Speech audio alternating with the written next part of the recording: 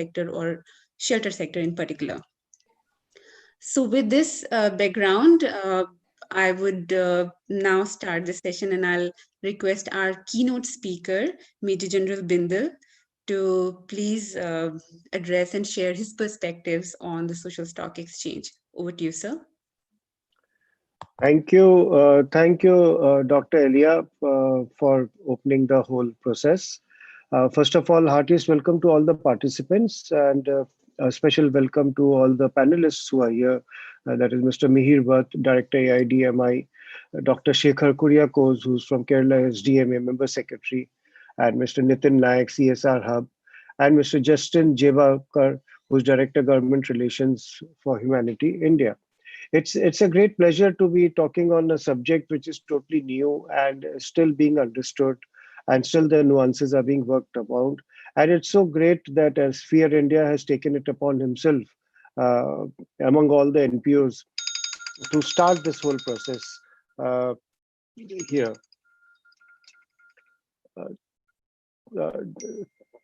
Can I take...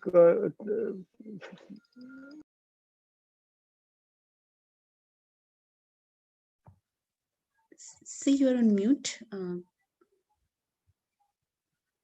Okay. Please take your call. Some urgent call, I think. Yeah.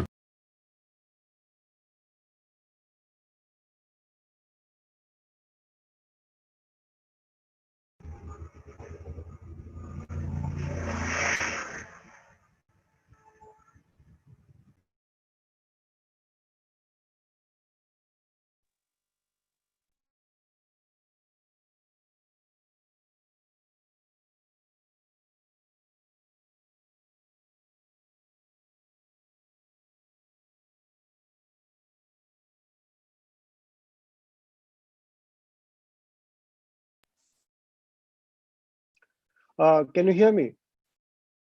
Yes, sir. Hello. Sorry, that was a call from HM's office, so I had to take it. I had no choice. I'll be just rushing through the whole thing because I have to go for a meeting. So coming down to the topic per se, shelter sector and social stock exchange. Today, this social stock exchange particular issue is also something which is new. And its niche requires to be understood. So today, the whole webinar, I think, will be focusing on what is social stock exchange and how it can help, especially in the shelter sector. What are you giving? Hello. We are all aware that the Security and Exchanges Board of India constituted a working group on social stock exchanges, and they recommended allowing the non-profit organizations, that is the NPOs, to directly list on such platforms while allowing certain tax incentives to encourage participation on the platform. So according to a release which was issued by the Capital Markets Regulator, the group has recommended allowing non-profit organizations to directly list through issuance of bonds while recommending a range of funding avenues, including some of the existing mechanisms such as social venture funds, SVFs, as we call it, under alternative investment funds, AIFs. So there is a great opportunity to unlock funds from donors, philanthropic foundations, and CSR spenders in the form of zero coupon, zero principal bonds. So these bonds will be listed on the social stock exchange. So idea of having the social stock exchange in India has been circulating since it was proposed by the Union Finance Minister, Honorable Nirmala Sitharaman ji, in her budget speech of 2019. Social entrepreneurs, they face multiple challenges in raising funds for their causes. So a structured mechanism would potentially help them find support and scale up more easily. So a concept of social stock exchange is slightly different from a normal stock exchange. The essential difference is that companies on such an exchange don't exist for the profits of any person. Instead, their purpose is a larger social good. But the exchange plays a role similar to that of a stock market regulator. It gets entities listed, the investments, financial instruments validated, whether it's a debenture, an equity investment, or a debt instrument. So the companies transparently disclose if they are making profits and the investor's interest is also protected. So while the investor can expect near market returns, the intent and primacy of the listed entity is social change and development. So social change and development is the core of the social sector stock exchange. So over time, stock exchanges have been evolving due to the difference in thinking amongst various companies. Companies started coming under pressures to migrate harm when they were causing to the planet. So investors began looking not only at profits, but also at how good the company's environmental obligation was, or its social obligation, or its governance in terms of disclosure. And so companies move to what is traditionally known as ESG, economic, social, and governance thinking. So in the world of business, it is also called the triple bottom line, that is the people, planet, and profits. So based on these understandings, the United Nations had proposed the idea of social stock exchange initiative in 2009, where such disclosures would be mandated and companies would get returns along with declaring the social good they were creating. So private gains began getting merged with the notion of social gains. Different companies have attempted this, essentially creating social enterprises whose primary terms of existence is to create social good and also ensure that the investors get some fair returns. The social sector has been a driving force in India's developing economy, with a host of organizations working to empower local communities and develop resilience to the drudgery of the poverty, climate change, and other socioeconomic problems. Mainly focused on reducing the perils which are facing the disadvantaged sections of society pertaining to healthcare, education, gender, livelihood, sanitation, and various humanitarian causes. Social organizations have been quintessential partners in ameliorating some of these development challenges that the country is facing.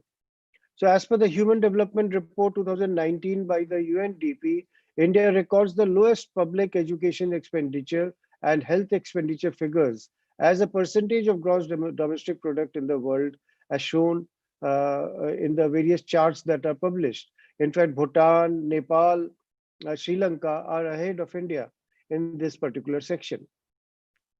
So social stock exchange, it provides a mechanism to raise capital while preserving the social and environmental missions of the organizations, giving the investors diverse and viable opportunities to mitigate socioeconomic problems through investments that also have the potential to produce financial returns.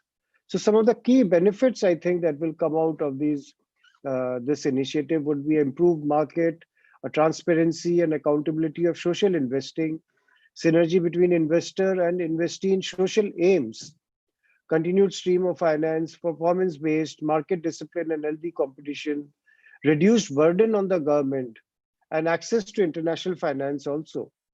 So, and social stock exchange in India, it will function as a trading platform, providing capital to social enterprises and in a transparent and efficient manner while ensuring social impact and safeguarding the interest of the investors.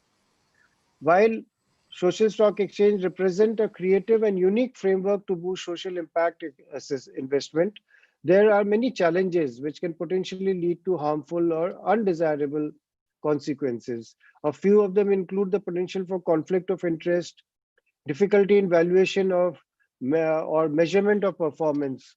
So to institutionalize a viable social stock exchange structure in India, it is imperative that we build a comprehensive ecosystem which enables both the investors as well as the investees holistically. This includes services such as legal advice, project selection, and tax regulations. A dedicated support channel must be established to help social enterprises and organizations through the listing process, run continuous capacity building programs, and help them comply with the impact assessment requirements, among other areas listed, which I spoke about earlier. In addition, a well-defined social stock exchange ecosystem would consist of lucid policies, then investees familiar with impact investing, process of security trading, potential investors who are well informed and are willing to channelize their funds via the social stock exchange. So in conclusion, I'll say that as a concept, a social stock exchange would shoulder enormous responsibility of streamlining capital inflow without compromising on benefits reaching those at the bottom of the pyramid. In its formative years, it will need support and interest from institutional investors.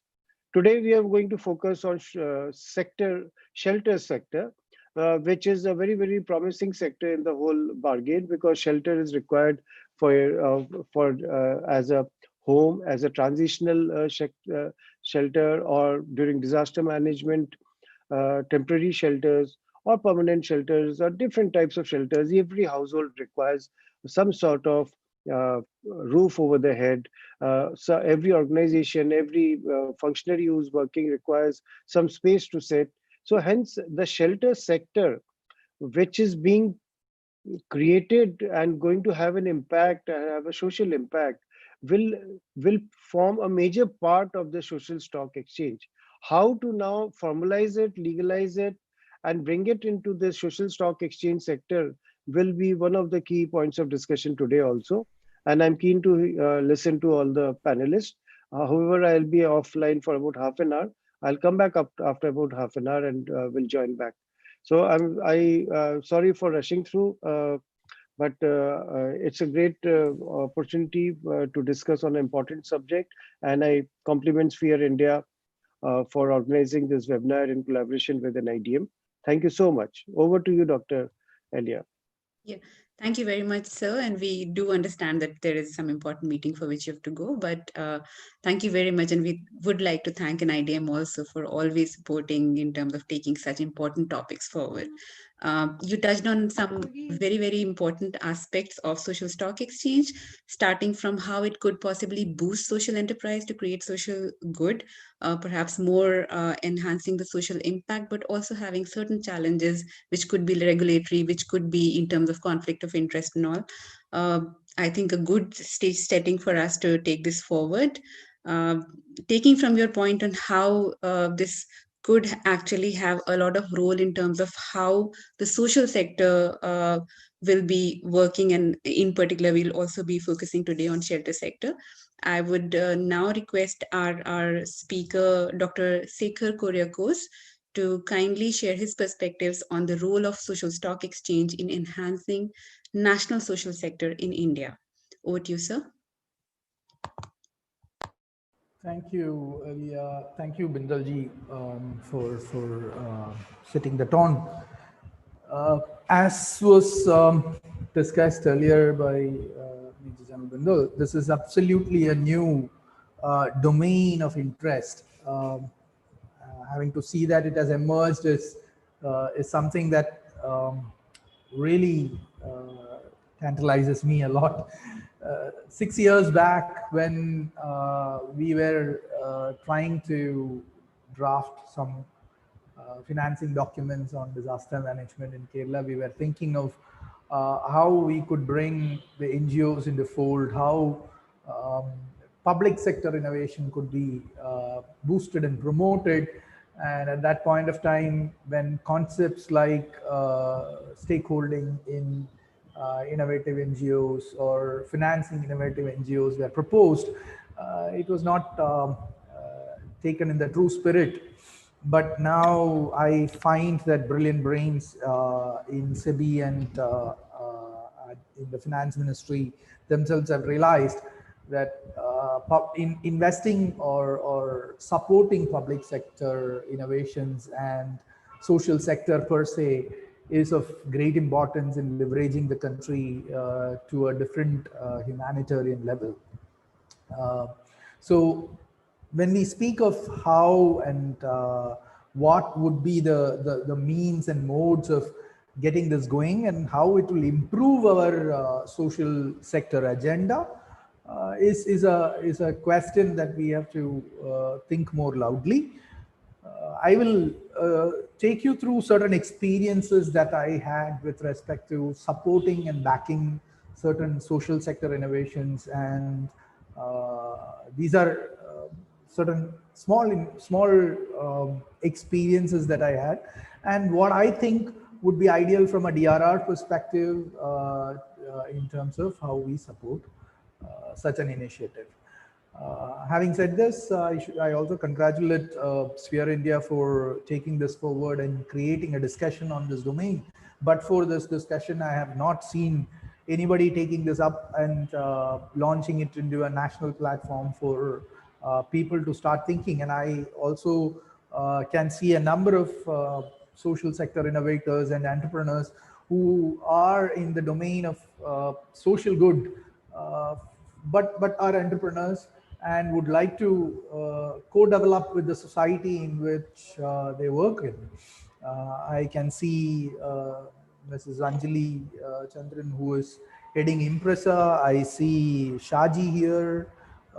Some of these people have done their own social entrepreneurship, developed their own social entrepreneurships, and have come forward and projected how social sector innovations and social entrepreneurship could be co-developed.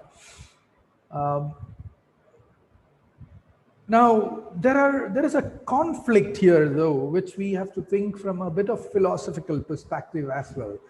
When we speak of stock exchanges, we classically get the picture of a typical white-collar gentleman walking along the streets of the world, where you are looking at taking over systems, setting an agenda of yours in the business sector, and steer things towards profit.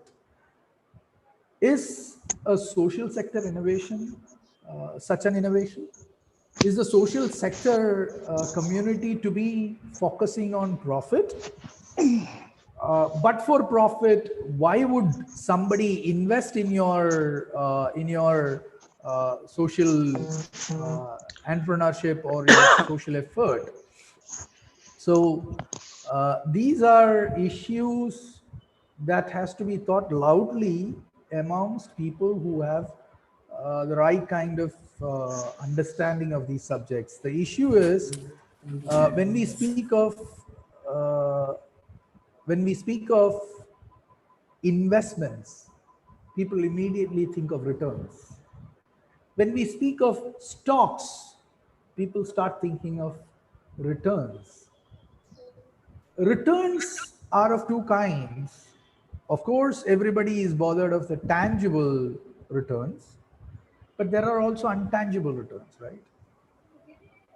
CSR funding is by and large used to generate a philanthropic perspective for the institutions that invest in. For example, an oil company which causes enough and more trouble to the environment might be utilizing a large chunk of their profit in the name of CSR to generate a goodwill about them. But there are also large industrialists who believe that they grow when the society grows also exist. Now, this conflicts exist in the philosophical plane when we speak about stocks and investments in stocks.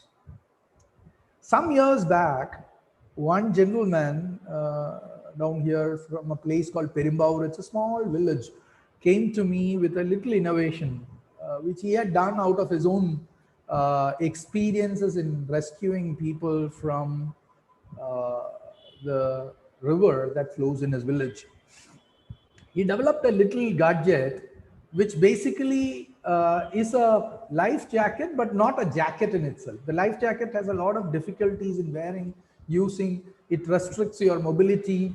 But this device basically are two little bottles, custom designed bottles tied up in a certain kind of rope, which has an IP67 certification, and it could give a buoyancy of about 150 kilograms. So this gentleman, he's a nobody. He had no money. He just took up that responsibility to conduct a social innovation. He invested his own little earnings from a little petty shop in that, went to different companies, got these things crafted, and came up with this device and told that, see, I have gone around the state showing this to people and demonstrating its capacity, but nobody is supporting me. Nobody is interested in this. Nobody is willing to accept it. They all say brilliant, but nobody is supporting me. I can't start developing this without any support. I would like you to look at it. So what we did was at SDMA, we picked it up. We spoke to different people in the domain of rescue operations, and we consulted the fire and rescue services. And fire and rescue services conducted a full-blown test on it. Our present Director General of Police, Mr. Thominder Chankari, was then the Director General Fire and Rescue Services. He took special interest in it. And with that, what happened was, eventually Fire and Rescue Services certified it, saying that this device is good to save the life of people, and it helps you to generate a certain buoyancy which could help you to be used for training purposes for swimming. We also endorsed it. We gave a certificate to this effect. And this gentleman took the certificate to a little, you have our Industrial Development Corporation here in Kerala. He took it there. He got a little small seed fund capital of some 5 or 6 lakhs.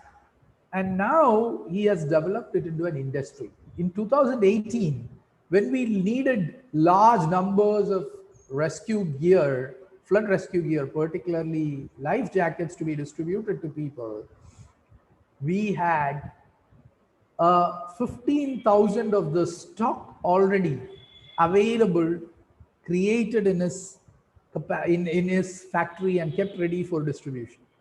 So we directly could buy it locally and distribute it through air to people here.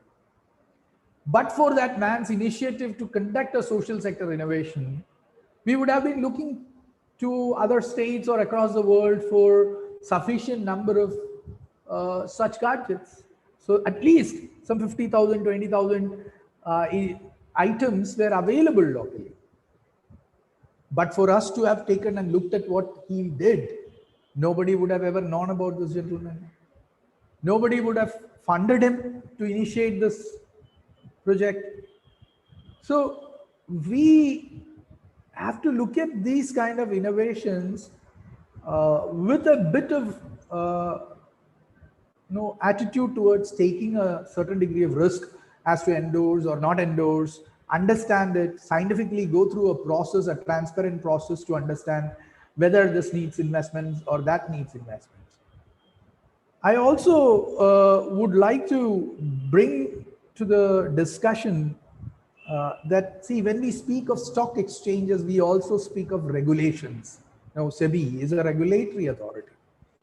So in social sector, if we start looking at a whole lot of regulations, then it will be subservient to this whole purpose of providing assistance to social sector for doing good to the humanity. Many a times, the requirements will not be fitting to any boxes. It will be completely out of the box.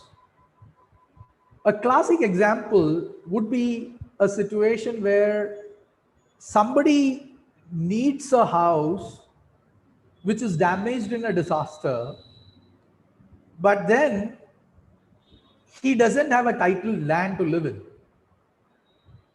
Now there comes the question of buying land.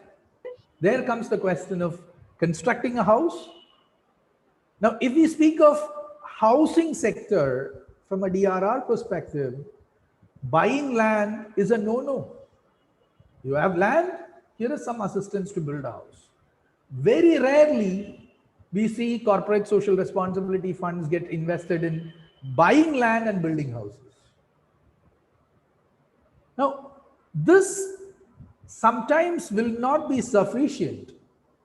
So while we speak about stocks and then associated regulations, we also need to speak about a regulatory framework which is rather more inclusive.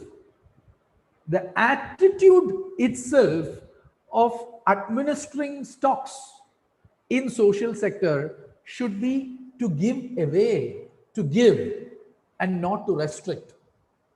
This is because, you know, we as a country, and we as people who work in governance sector tend to have an attitude towards regulatory frameworks. We are hell bound on regulations. We want to regulate everything. Whereas in social sector, sometimes this might not be the best solution. Of course, regulation is required to the effect that the needy and the deserving gets what they deserve. But it shouldn't be so coercive that it is subservient to the very purpose of giving away. So any social sector investments, be it as stocks or otherwise, should be from an attitude to give to the needy and to be inclusive. How do you frame this into a regulatory framework? It's very difficult. It's like interpreting the Right to Information Act. People interpret it in ways that they ask questions which are celestial in nature, and no officer can ever give an answer to it. Similarly, if we create a framework, as in now, if we don't start talking about an inclusive approach and an open approach towards giving away in the stocks, it would eventually become so regulatory and coercive that the social sector institutions, be it NGOs or civil society organizations or little social sector firms who wants to benefit, but then benefit together as a community, will later on regret and say that it was wise that I didn't go for the stocks. So when we speak of how this idea could be beneficial in the social sector, the sky is the limit. It can literally transform the social humanitarian organizations who are driven with a mission but is lacking that bit of financial assistance to leverage it in a great deal. A lot of friends that I know out there running little institutions who has great ideas, have done their little mark in a respective sector, will want to take it, will be able to leverage themselves to different levels. The humanitarian approach of this country itself will change, wherein the humanitarian, the present concept of a humanitarian in our country, or by and large, is generally that you go literally beg before everybody, accumulate a little amount, then spend it on everybody, and then you live again in perils, and then for your next initiative you got to again go and look for funding agencies. That situation will probably change for good. You will not have to go and I don't want to use that word, but beg before people for supporting and helping people. That situation might change, but for that situation to change for good, this concept has to be developed with an attitude to give away. Now, coming to the DRR sector, while we speak of a huge lot of humanitarian investments when disasters strike or post-disaster, we generally see that after a disaster, there is always a tapering of funding.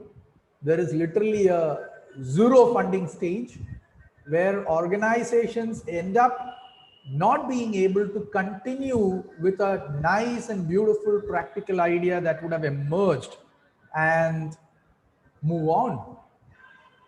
This is the case with big NGOs, big international organizations to small ones.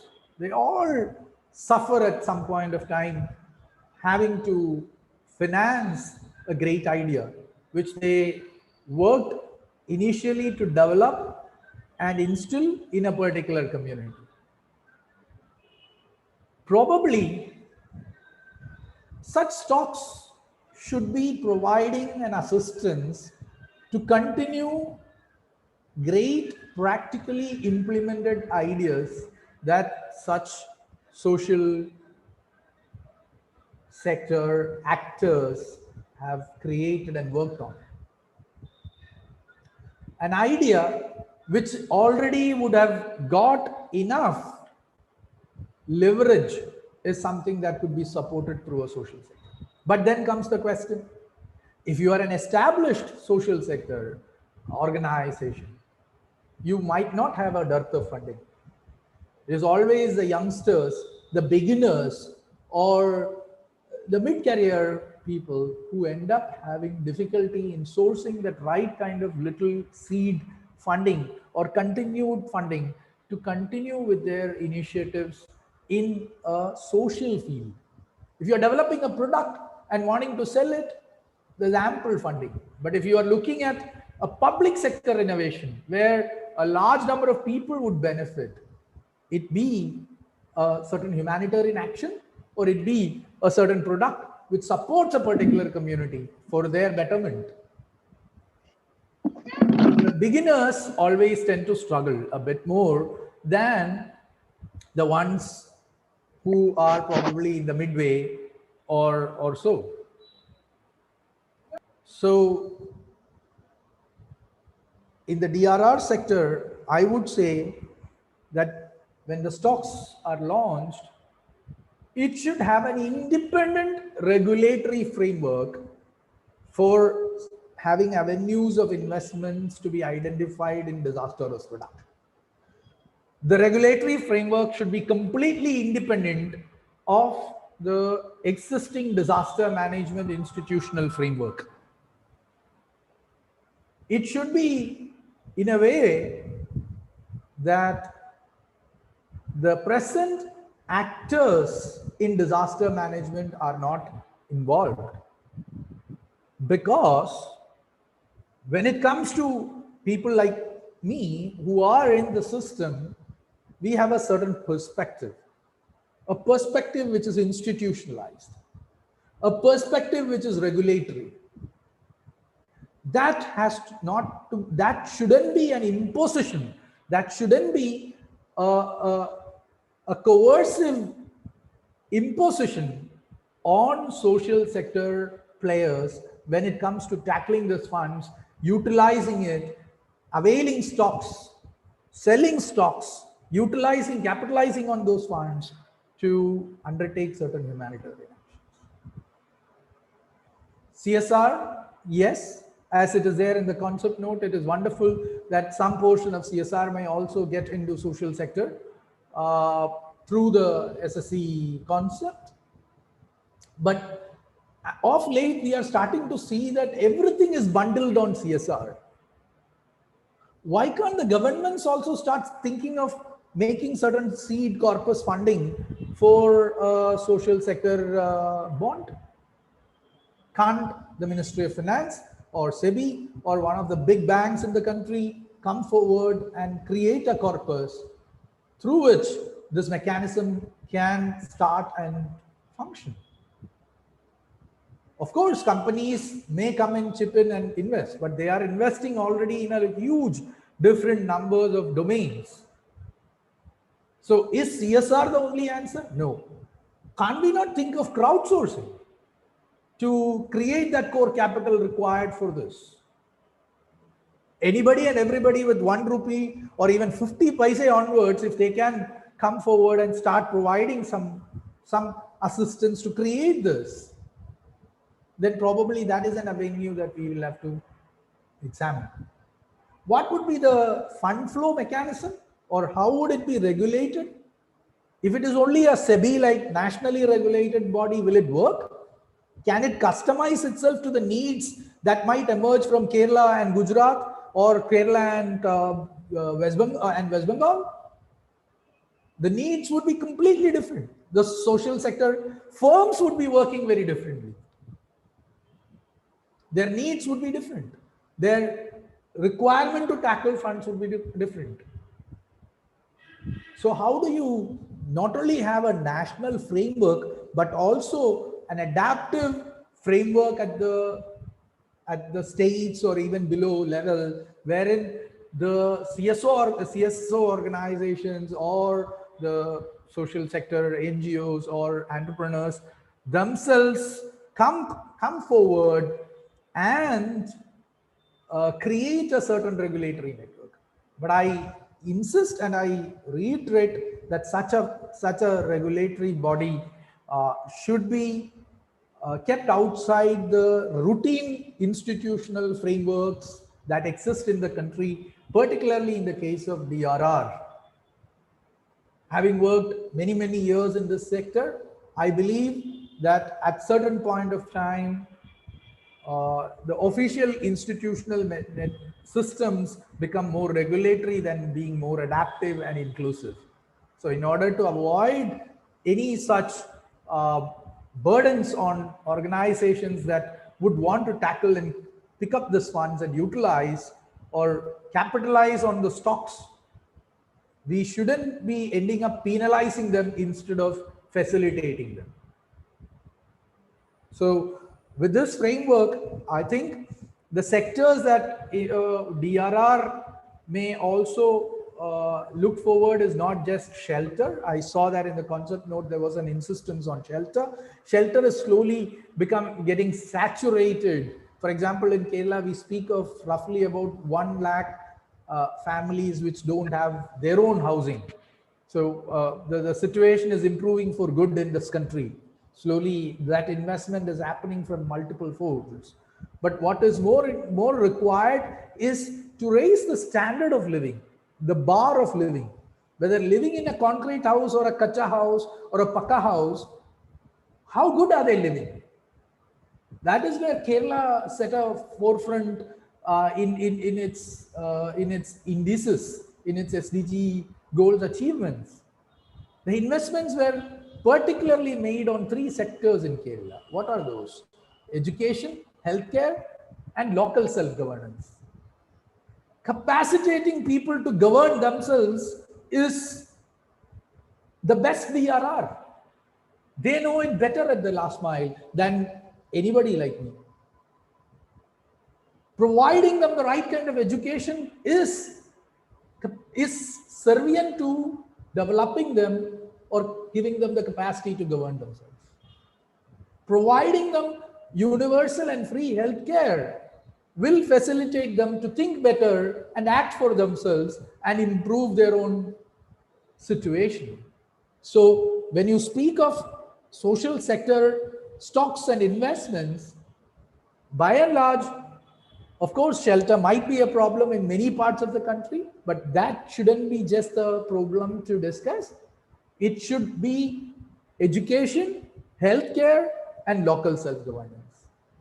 So with this, I conclude my talk. I was trying to raise certain points. I was not giving you a lecture on what has to be done, but these are my points, which is open for discussion.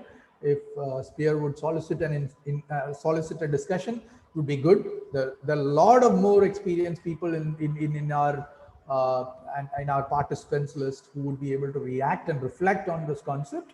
Once again, I thank you for raising this discussion points in a national forum wherein a lot of people could come together. With these words, I thank you all. I stop here.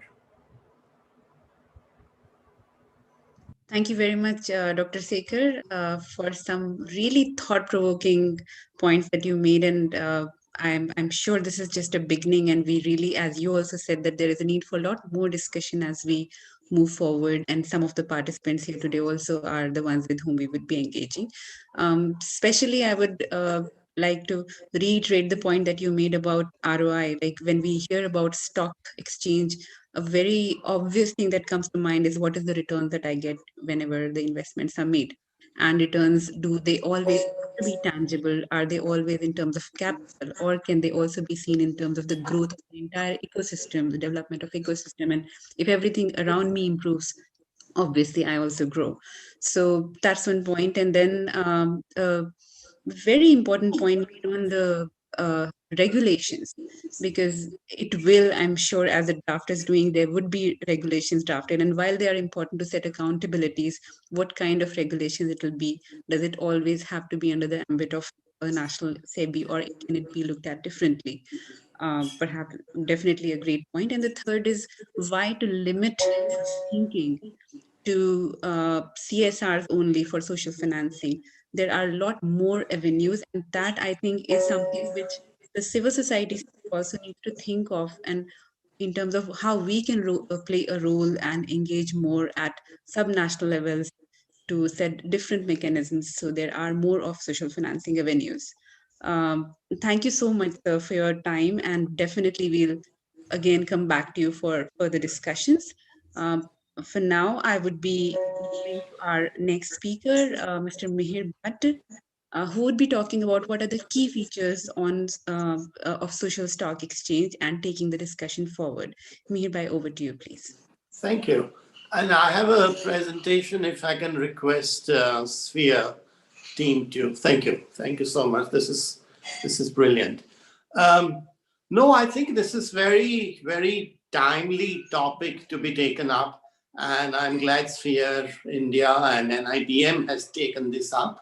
And I'm also very glad that Dr. Bindal presented the national picture about how he sees possibility of social sector exchange and humanitarian action, and DRR, of course.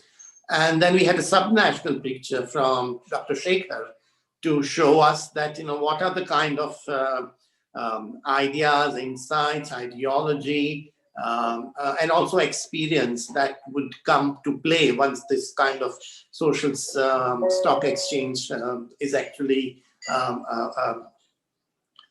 put in place, and what are the things we should be extremely concerned about. So that's a good coverage that we have. We also have very eminent and able person, Jed Kumar, later on, and he will be covering the housing sector or shelter sector. So we'll get a sectoral perspective as well. And after that, we have Naik Saab, and he's going to give us how we see from the financial and CSR point of view. So it's a fairly comprehensive initial discussion to explore the social stock exchange concept for the humanitarian and DRR sector in India.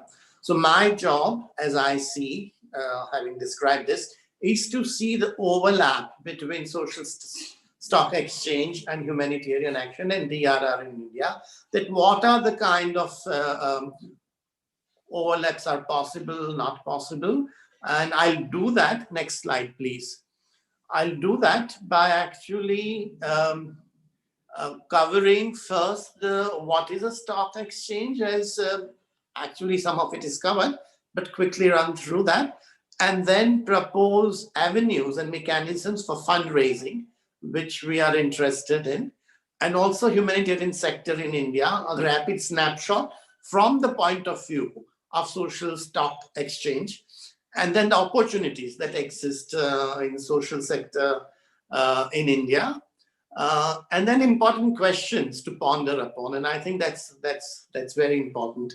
And then we will look at the impact bonds, how they have actually worked in IFRC. And we had very cursory initial some discussion and thinking done around that. So I thought we will bring it up. And of course, we should proceed with caution. And this is not my own work, obviously. And I'd like to acknowledge the help and support of other people. Next slides, please. So as far as the introduction is concerned, as you can see, some of that is covered by Dr. Bindal and Dr. Shekhar. But I'd like to underline 2 points from this. One is that there is that we need to look at the humanitarian action and DRR outcomes both in India. It's very difficult for the social stock exchange to separate that. And that's something that one wants to underline. The second thing I want to underline that India is not the first to do that. This exists in South Africa, United Kingdom, Canada, Singapore. So we need to learn from there what is it that they are doing which is useful to us, what is it that is not useful to us. And I don't think we should necessarily copy what is being done there. We need to find an Indian stock exchange and what would it look like. So that's the second point. And the third point very much is that we would like to see how it is crucial to leverage India's proposed social stock exchange for achieving humanitarian and DRR outcomes, both of them together. So there are lessons that are already available and we can use that. Thank you. Next, please.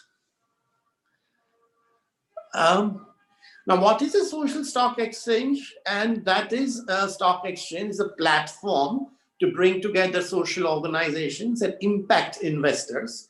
There are organizations and investors, especially institutional investors, as Dr. Shekhar pointed out, whereby the latter can stake in the form of bonds from listed organizations whose mission is aligned to that of the investor's interest. It may be health, it may be humanitarian. We'll see as it unfolds later.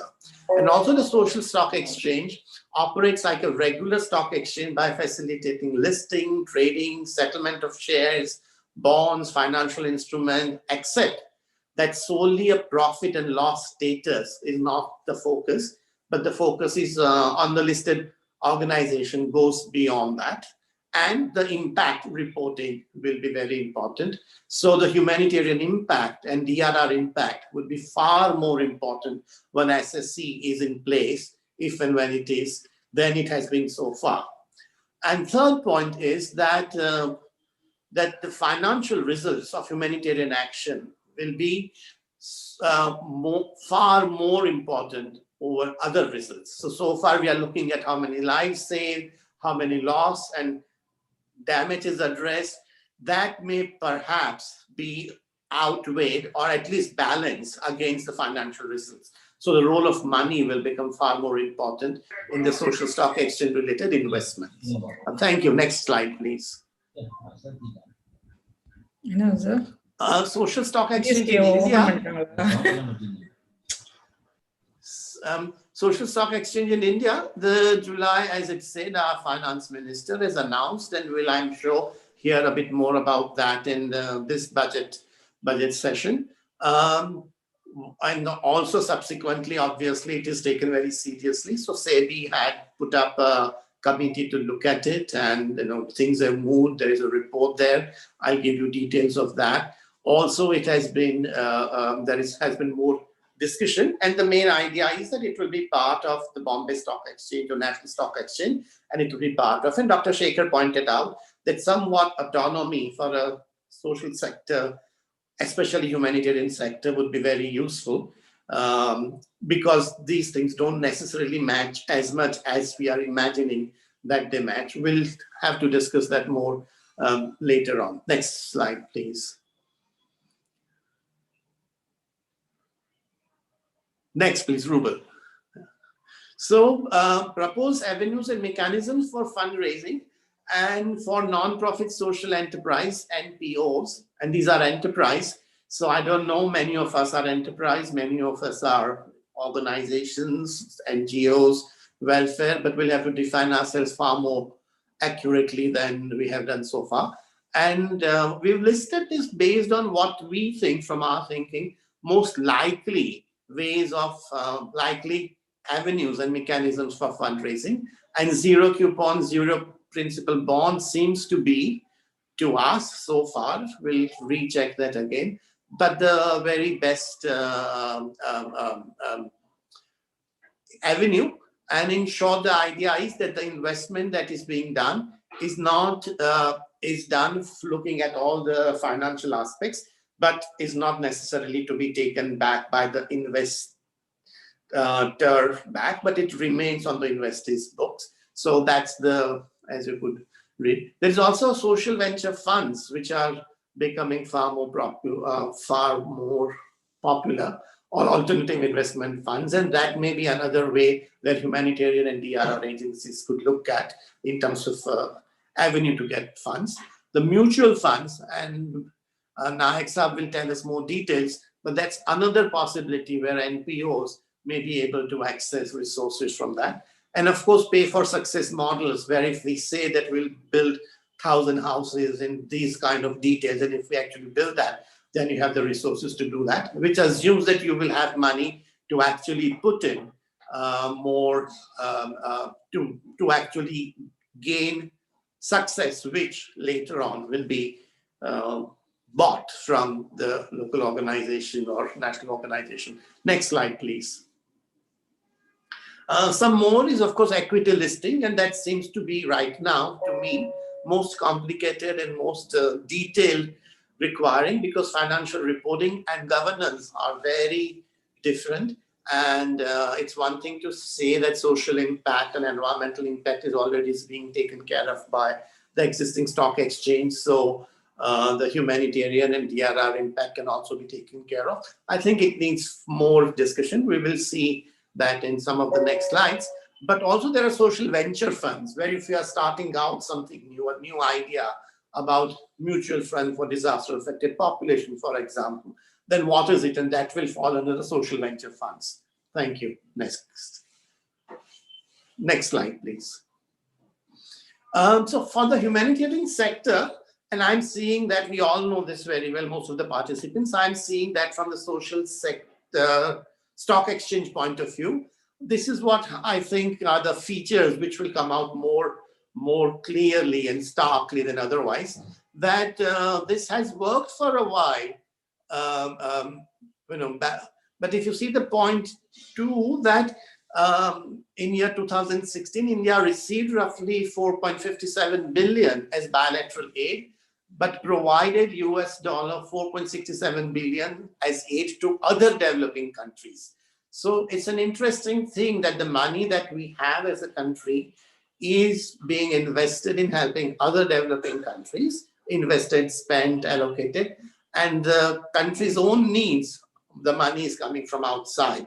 So that's the interesting paradox that we need to address when we think more about it. The second important point here is that there are an estimated 3.2 million NGOs working in India, all of them not necessarily private, not public, voluntary, investable organizations, but it's a large number. And similarly, roughly 2 million social enterprises registered in India. So we are not dealing with a small number. This is much, much larger number of much smaller category that we are talking about if the humanitarian and DRR sector was to enter into the social stock exchange. Much larger number of than the formal sector so far has in the financial market. The next important point is that the proposed setting up of the social stock exchange will have great implications for these two on the top. And if your rough calculation shows that estimated 30 million citizens will be directly affected in humanitarian action is put on social stock exchange. So we are dealing with a large social sector, large part of our citizens, their need during the most difficult times, crisis times, will depend on the performance of the stock exchange. Thank you. Next slide. So opportunities for social stock exchange for social sector in India. And there is a UNDP report. I would highly recommend those who are interested from the audience and others should read. And it says that there is roughly 1 trillion per annum to meet the UN SDGs, which is roughly 560 billion per annum. And where does this money come from? And there is a hope that private sector will be able to put this money in because they have the money in the form of the stock exchange as one of the important areas. Given the strain on government spending, especially due to COVID, but also pre-COVID, there has been in very difficult times for the public sector expenditure.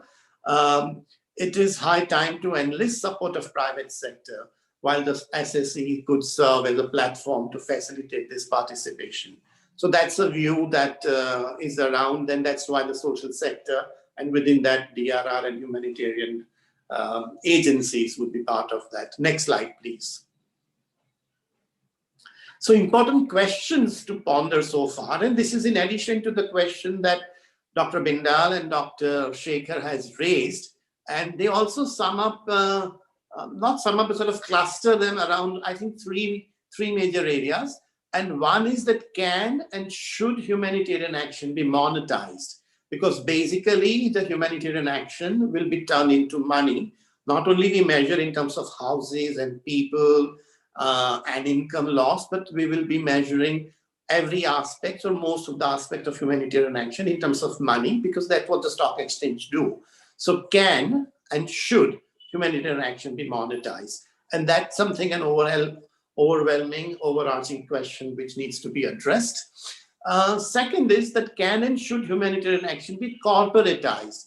Because you can't be a part of a stock exchange as it is now unless you are a formal, structured, corporate, large, small, doesn't matter, entity with certain compliances, certain rules, regulations attached to that, certain sort of rigidity, if you will. And humanitarian sector invariably demands extreme flexibility. Even for a network, it demands extreme flexibility where you hardly know what you went out to start with and what you ended up actually doing in a humanitarian crisis. So this corporatization or formalization is something which is we need to think about when we move ahead. And the third question is that can and should humanitarian action be capitalized? So can you turn the life saved in terms of money, that, okay, if your organization saves 100 lives, we'll give you, 1 lakh rupee per life or 10 lakh rupees per life. Can you capitalize on that? And can that capitalization change that, yes, last year we gave you 1 lakh rupees for each life saved. This year, the market is not good and it would be 10,000 rupees. Or this market is good, not lakhs, 3 lakhs. So can the capitalization of humanitarian action can actually take place, and should it take place? So I think these are the 3 very important questions to keep in mind as we move ahead. Next, please. So using impact bonds in humanitarian setting, there's an example of IFRC. So what we are doing is not new. Somebody has tried it. And what is important for us to look at is that it is for the humanitarian aid organization using an impact bond. So there is a lot to be learned from there. And there are various bonds fund 14 projects in developing countries, including early childhood education. Dr. Shekhar mentioned about education is very important, about cataract surgery, which is health, he has mentioned, and there are other aspects of that.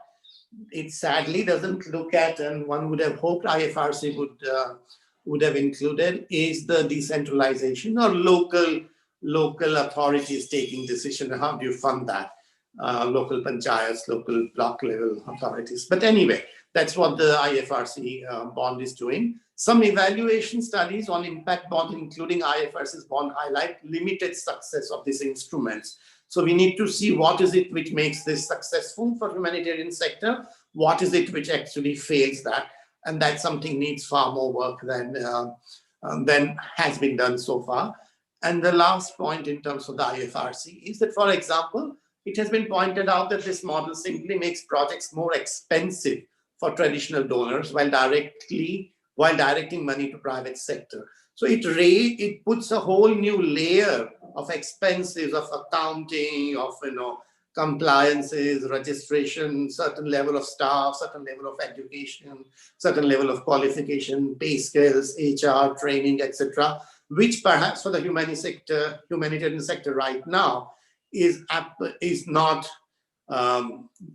included. Most of us rely on the local people from the local communities doing most of their work voluntarily, and very often when we have projects, we resource them, we fund them, but it is definitely not a market funding, and it is not definitely a very high level of cost-intensive humanitarian action. But we may end up moving that. There will be additional cost just to manage money. And the last line is very telling, that other funders will pay up to 25 million for a project that cost only 18 million to complete.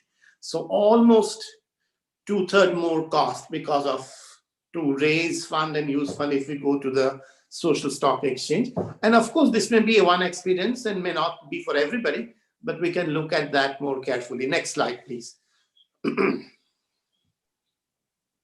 So it seems that we must proceed. There is no way we can stop, but we must proceed with caution. And given the various pitfalls that impact bonds and other instruments for social stock exchange, it is important to proceed with caution and with adopting them for humanitarian outcomes. So a lot of thinking that is needed. And that's what I think perhaps Dr. Shekhar was pointing out. And that's what perhaps also Bindal sir, when he mentioned the national picture, was pointing that it needs caution and adapt them to the humanitarian outcomes that we are interested in, which is inclusion, loss and damage, so on and so forth. There is a need to have a comparative analysis of performance of the ICRC impact bonds financially, ethically, and operationally to understand what can be possible pitfalls. So we have one case study and we can start looking at it a bit more carefully. And third, and perhaps important one, and I'm thankful to Dr. Menon for explaining this with greater detail, is perhaps a comparative analysis of traditional humanitarian financing mechanisms in emergency situations such as Indian Ocean tsunami and COVID-19, which is, as it is unfolding, with these market-based instruments of humanitarian financing can give us a better picture. So what would it happen if, for example, the vaccine preparation or vaccine distribution is done through social stock exchange and there were companies which were doing it, which were raised to do that? Would we reach the last mile? Would we reach the last person? Would we reach certain organizations and certain communities such as self-help groups or such as Dalits, for example? So will that happen if this was done? That's the question. Next, please. So with that, I'd like to acknowledge, of course, Vijay Madan, who's done so much of work, and sometime we should get him to talk about what his thinking is to here. Professor Vinod Menon, I've been very thankful. Of course, all the three from Sphere Shelter Committee and this particular organization or event organization, and my own team, Kshitij and Jyoti Bent, to help me put this together. And SEBI working group, I would like very much to acknowledge, because they've really raised very useful questions, even when they have been prescriptive. And I think that's something very good that they have been done. Next slide, please. And these are the references, so whoever is interested could write to Sphere, and this would be a, I think, basic reading before we start thinking about it at all. And we've taken some time to select, which is more from the perspective of DRR and humanitarian perspective. What is it that we should be knowing fundamentally? So thank you very much. With this, I'd like to thank Sphere India and NITN for organizing this. And I'd also like to thank my esteemed panel. It's been a great honor to be part of this panel. And the participants, I see the list, and I'm also conscious that many of you, perhaps all of you, know far more about how this can unfold than I do. So thank you very much. And to you, Dr. Jaffer. Thank you very much, Mihir Bhai. And you really, I think, unpacked and demystified the whole thing for many of the participants. I'm sure this was very, very useful. Again, an emphasis on need to understand more, need to study more, what has been the success or experience of impact bonds, something as a takeaway from this discussion and as an action point for us. So without further delay, I would be inviting our next speaker. But in the meanwhile, for all the participants who have put their questions in the chat box, towards the end, we will be taking a few questions. And some of the questions I'll request also resource persons, if it's directed to them, they can perhaps answer in the chat box also. So now moving from unpacking to understanding overall from people who are working with the systems, now moving to a perspective of CSR, would it really alter or impact the way CSR funding is being made? What will be the kind of interaction of social stock exchange with CSRs? To understand all that and understand the perspectives, I would request Dr. Nitin J. Nayak from CSR Hub India to please share his perspectives. Welcome, sir. Hi everybody. Thanks, Doctor. And I think We are at the end of the session and just 15 minutes left in this session. So I would say most of the topics which were the point of discussions had been covered by Dr. Bindal, Dr. Shekhar and Mr. Mihir Bhatt. What I would be taking you through is something very interesting, which if we are looking for a social stock exchange, as everyone has rightly said, we should be studying systems which are existing. Like if you see, the first social stock exchange was somewhere in South Africa in 2006. And what did they take as the domains which needs to be addressed? And you find interestingly, children education, food security, enterprise development. What they raised was just 13.65 crores. If you go to the next level, we find that in 2013, Canada came out with a social venture connection. They have raised 750 crores in 100 ventures. Their focus had been clean tech, health, work and learning, food and social inclusion. When it comes to the Asian continent, we are looking at Singapore 2013. They have raised around 300 crores each year. And their focus had been energy, education, healthcare, water and food security. And UK, which has been for a very long time, they have raised 37,200 crores. But it's not a stock exchange, it's more of a directory listing. That's a very interesting thing, how these social stock exchange in their regulatory formats, how do they work and how much they can mobilize. 37,200 crores is a very huge amount. And if we see, the focus area has been affordable housing, clean energy, healthcare has been their focus area. So what you see majorly, all the stock exchanges, if you see, the most of the investments are done on health and food security. So when we as India are looking at the stock exchange, first thing is how much regulatory do we want it to be? This has been discussed by most of the panelists. How much do we keep it as a free from regulations? We need a stock exchange. I'm not saying we don't need it, but how much does it goes to create regulatory things, which actually may sometimes adder to the people who are really doing good work. Like I'm looking from a perspective of NGOs. NGOs are working last 50 years, 60 years, but if you go to their due diligence part, I don't think even 90% of the NGOs would qualify to be on a stock exchange. So one of the major focus areas I would like to take from here is like what would be the part of due diligence which needs to be done by every NGO who wants to list.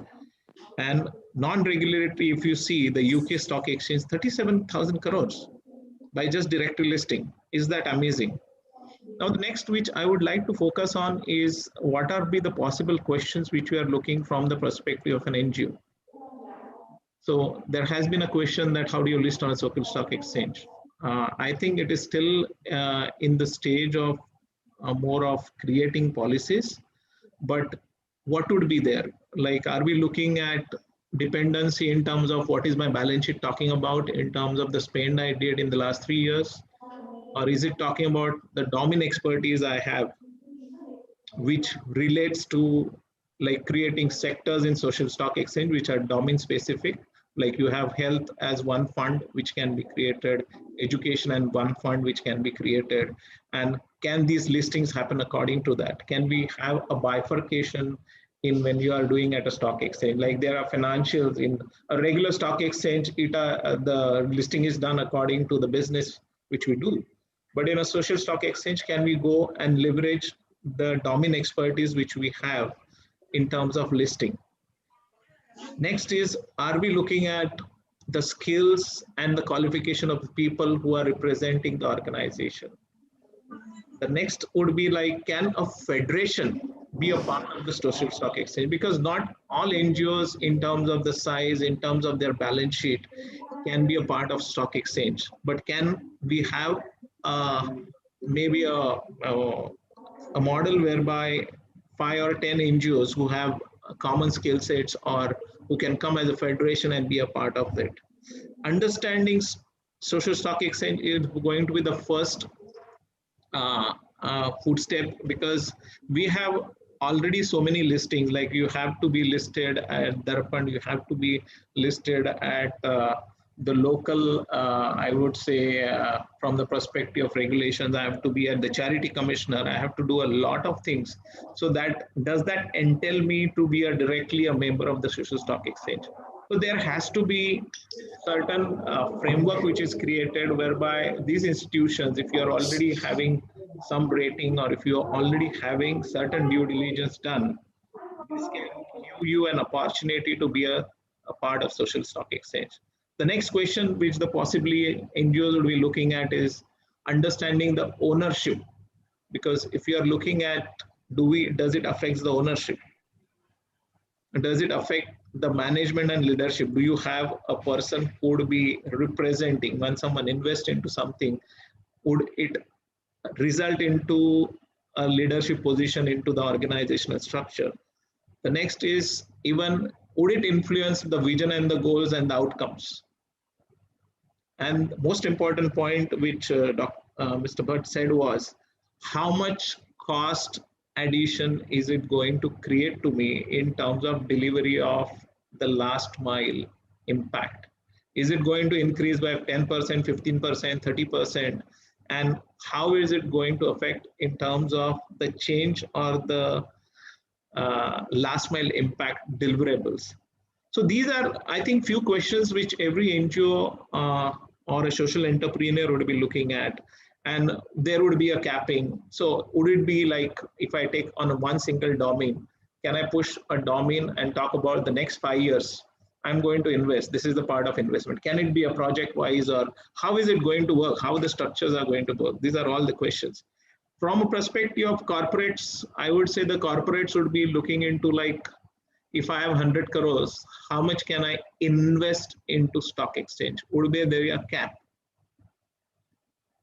And if I invest, what would be the returns which I get? If I'm looking at social return, yes. But if I'm looking at returns in terms of monetary gain, is it allowed? And if it is allowed, then do I need to know that it is going to be taxed or it needs to be reinvested?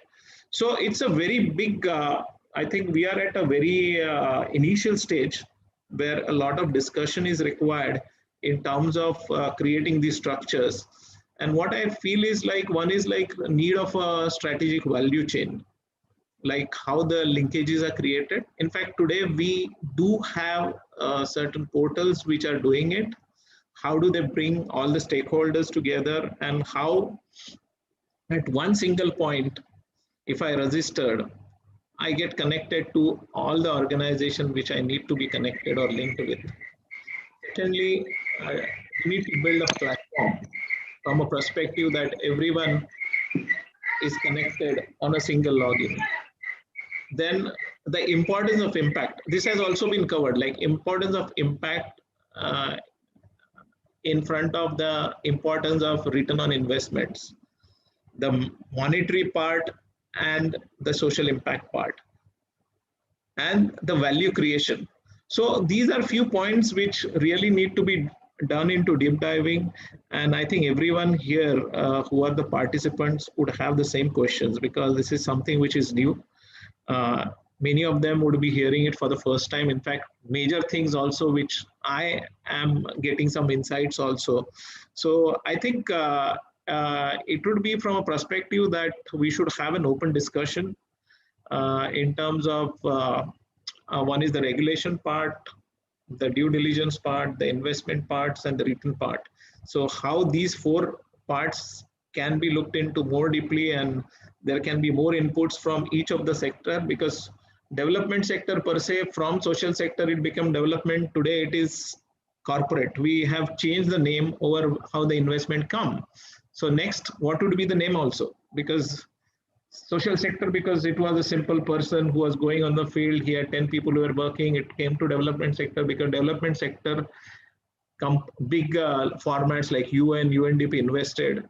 Today the money is coming from CSR. We call it a CSR sector. Are we going to call it the next impact investment sector.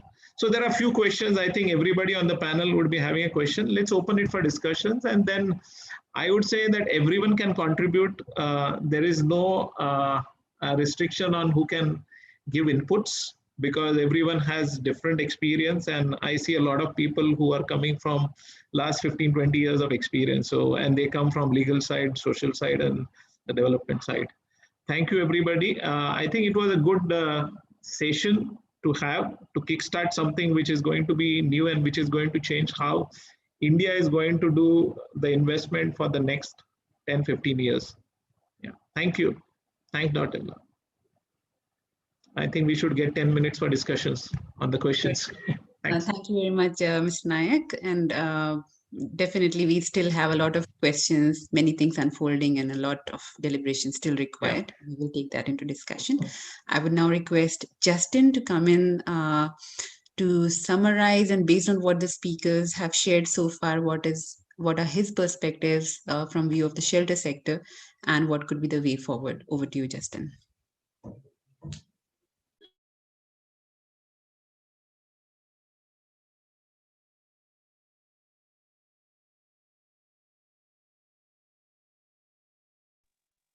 Hello, Leah, can you hear me? Hello? Hello?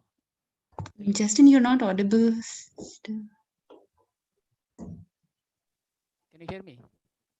We can hear you now. Yeah, now. Yeah, okay, fine. Thank you, Elia, and my co-panelist. When we were, planning for Justin, you're not audible. Loud. You're not loud. Okay. Can you hear me now? Yeah. Please carry. Yeah. Thank you, Spear and Elia and my co-panelist. When we wanted to take up this issue for a discussion, a lot of apprehensions we had, because this issue has been still evolved, and we have seen only the working document, and what kind of recommendations are going to come out.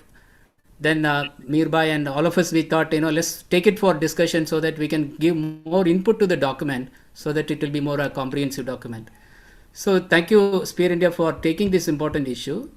My job is to just summarize and to just propose some of the way forward. Within Habitat, we had a core team of staff. We have gone through the document and we made few suggestions. I would like to also present that document, and I will open up for the final question answers, open the floor for participants to talk about, so that we can get more input to the document. So since morning we have been talking about certain good input from Dr. Sekhar Kuria's course, and Bindalji and Mir Bhatt and Nayak Saab. What I think the important discussion came up was, the first one was a regulatory framework versus social and humanitarian and inclusive approach. Whereas a lot of regulatory mechanism is coming now in the form of FCRA regulations, many regulatory framework. So how do we include the social and humanitarian and very inclusive approach?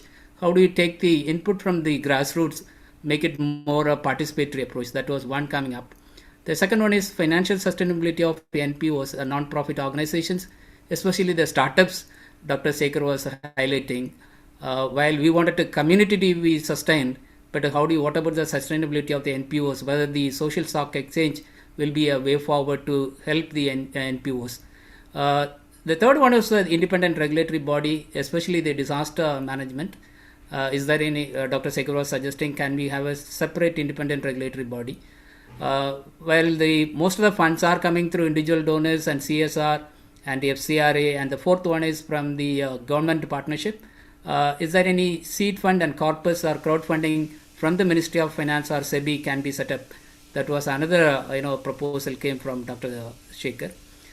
Fund flow mechanism, still the document didn't talk about who all will be eligible to get this fund, whether the national level NGOs or the district level or grassroots level NGOs. That is to be evolved. I was talking to some of the members of the draft committee. They are saying now this will be the draft report will be presented to the expert committee. The expert committee will take for the public opinion. It may take another not before next 6 or 8 months or even 9 months. We will not be able to see the final draft. That is the timeline we are looking at. Then also we talked about the penalization versus facilitation, where the regulatory mechanism, the control mechanism has a penalizing approach. Can we have a more facilitation approach? We also talked about Kerala as a one state is a good model to look at it, how they invested it on health, education, and the local governance. Then also Nayak have talked about the due diligence of NGOs and staff capacities, the last mile impact. These are some of the areas we have talked this morning.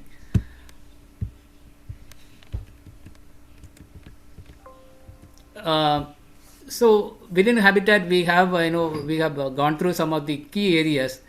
One is, how do you define the social enterprises oblique the for-profit organizations?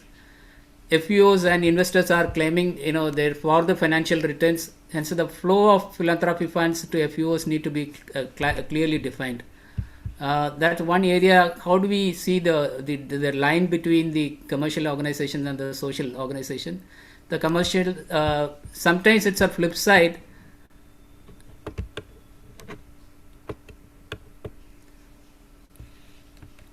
Yeah, so some of the commercial losses may be, in order to gain, 1 minute.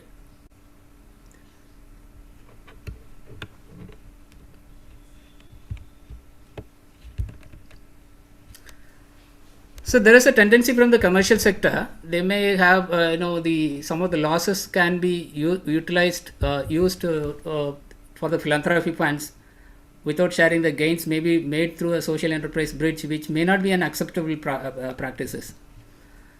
There is a need for a self-regulatory organization, SRO, mainstreaming the NPOs also talked about. The Social Stock Exchange should encourage the setting up a self-regulatory organization which will bring together existing organizations such as GuideStar, Darpan, and Credibility Alliance. One of the surveys shows there are 31 lakhs of NGOs in our country, but if you look at it, Darpan, only 92,000 NGOs are registered. There are some NGOs are registered under GuideStar or Credibility Alliance. So the self-regulatory organization which will bring the existing organization together.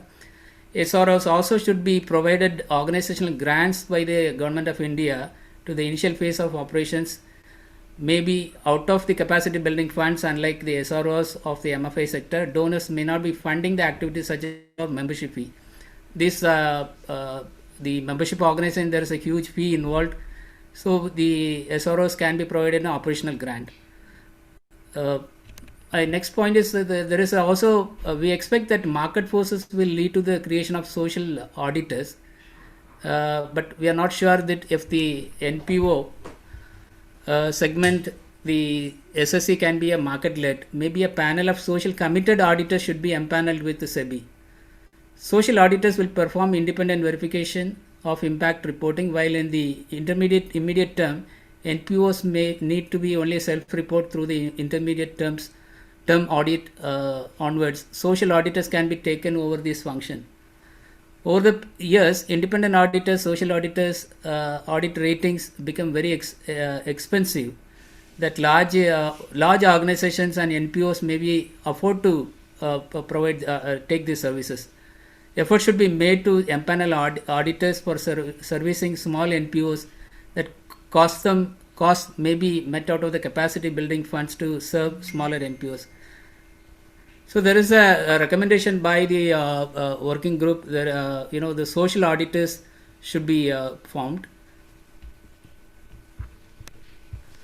Then the reporting requirements. The Government of India should make budgetary provisions for resourcing capacity building fund, including the operational cost of SROs.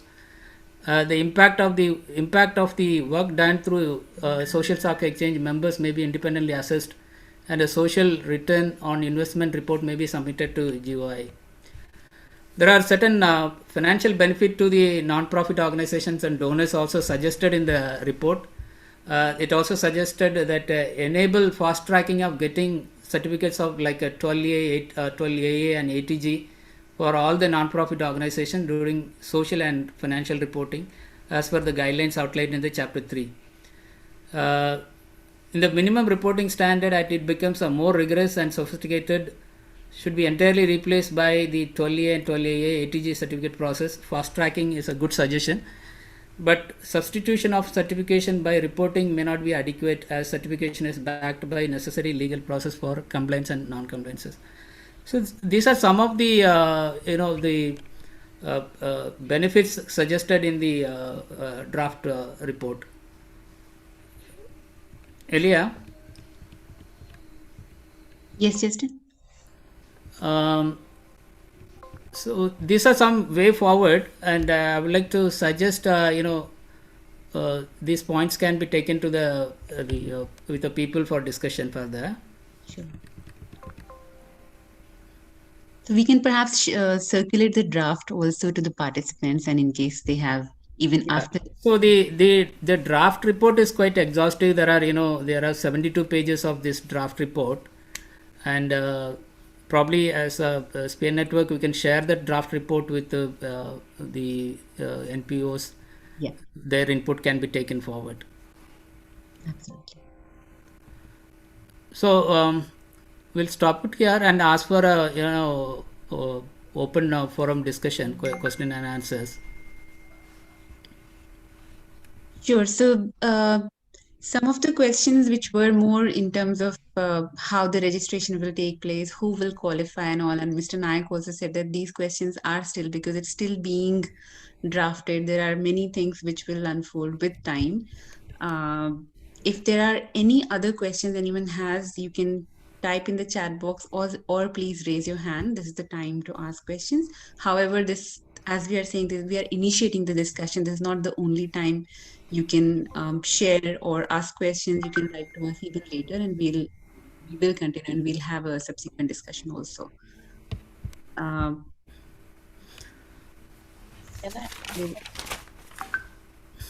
I ask a question? Anita Rego, yeah, please go ahead. Yeah, I've been working with the NGO sector, and I've managed large government programs. And if you look at the current structure of the NGOs, you have a strong base of community workers, and probably one person who has done a post-graduation and a finance person. Given that sort of a structure, how are we really going to manage the number of reportings that an organization is supposed to do? And how do you really invest? And people were speaking about minimum qualifications. Even a minimum qualifications will not be possible with the 20% of budget which is allotted for staffing. So I just see a disconnect between one hand to the other hand in terms of requirements for the NGO. So I think we need to really do a deliberation on how it actually works out operationally at the ground level. I'm saying when we worked with targeted interventions, we had around 30 community sex workers. Yeah, your point is understood, Ms. Neeta. In the interest of time, we'll, if any of the speaker would like to respond, Mr. Nayak, do you want to, you just unmuted, do you want to respond to this? Yeah, it's quite interesting. I think this question had to come.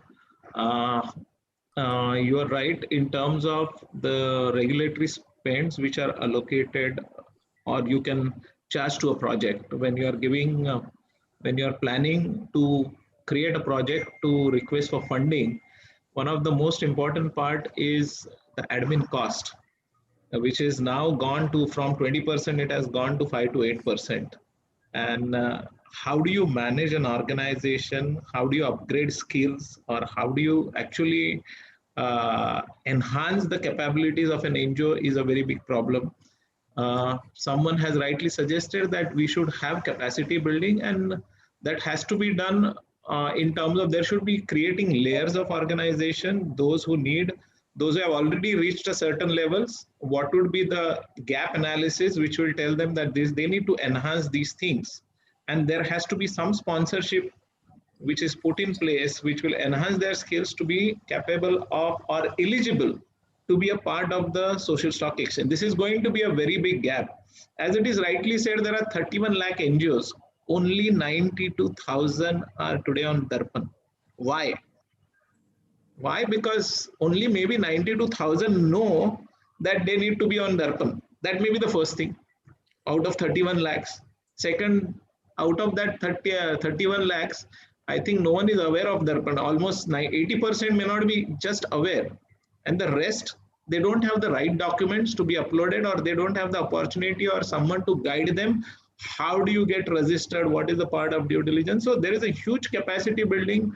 I think that would be one topic which should be a part of the social stock exchange, that capacity building of NGOs, and there should be someone who would be funding exclusively the capacity building, because if we need deliverables at the last mile, whether it is government linking to a scheme or anything which needs to reach really the last person on the field, I think this has to be done.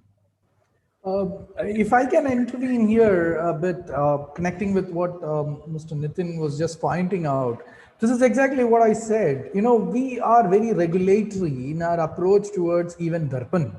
We ask for a lot of different documents, you know, documents like audit reports and this and that, but humanitarianism is not governed by documents. It is governed by the aspiration of even one individual to make a change. Absolutely. So if we, this is where I think, at least in the social stock exchange concept, the requirements should be different from what we use for registration of companies or any of those. And that's why I said, for all this to happen at the last mile, it has to have inclusion of the last mile governance mechanism, which is the Panchayati Raj. So the local community should then be able to come up and say, well, this guy means business and he has proven himself to be a social actor. Now let's support him or let's back him. So that is where the question of inclusion, the story of inclusion would come in and work. So yeah, just a reaction to the framework, you know. Thank you very much.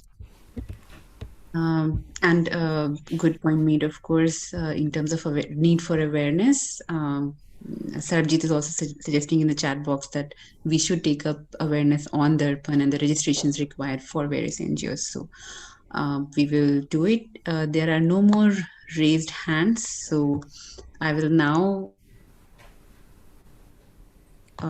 We can see one raised hand.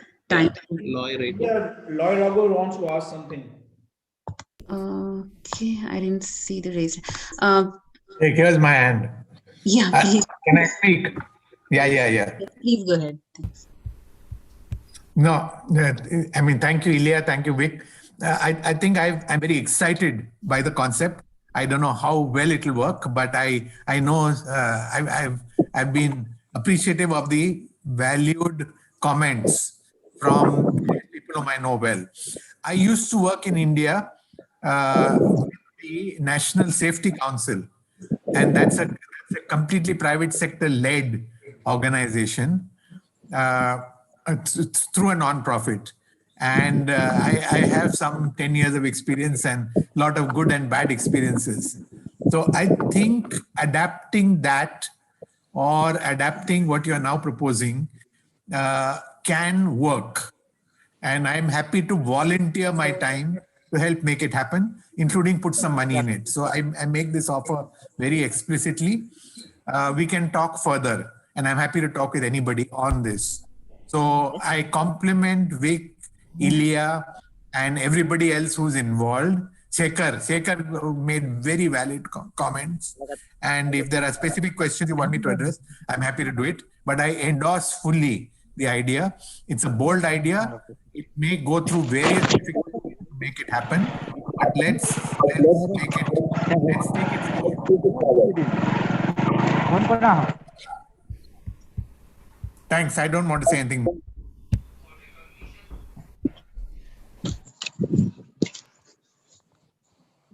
Thank you very much, Mr. Loy Rego. Indeed, as you are suggesting, and also there are some more persons who've written in the chat box, we will be engaging more with all of you to take this what to be done. A lot of deliberation also, and a lot of on the way forward. Let me now thank all the speakers as we are moving towards the closing of this session. I'm really grateful and thankful to NIDM for being a part of this session, also to Major General Binder for his opening remarks and setting the tone and also making some really important points on the topic. I'm very thankful to Dr. Sekar for his really thought-provoking things and suggestions and strong recommendations which have to be taken up, and we will be engaging more with you, sir, in the coming days. Mihir Bhai, thank you again for the even starting in terms of in the sector committee when we were thinking of having this and starting from that stage to now where you help everyone understand and unpack and demystify the SSE concept. Mr. Nayak, for what it could mean for NGOs and corporate sector, and still many questions unresolved. And then Justin for overall being part of this team and designing and summarizing the sessions and the way forward. Also, thank you to the amazing participants who were very active in the chat. We acknowledge that. Last but not the least, I would like to thank the Sphere India team who was involved in it, Rubal, Tanushree, Dr. Hina, and Vikrant for the overall leadership. With this, I'll hand over back to Rubal for the logistics announcement about certificates. Thank you, everyone, and have a good day.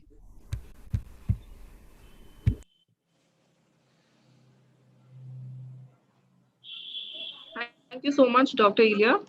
After this successful session, I would like to inform all the participants that you will all receive a certificate. You may please visit the website. I have shared the links in the chat box.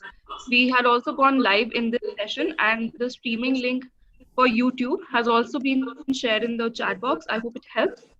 For any further queries, you can always reach out to Sphere India. The website and the relevant links have been shared in the chat box. Thank you everyone for joining this session and making it wonderful with your presence. We will now conclude. Thank you so much. Thank you. Thank you, everyone.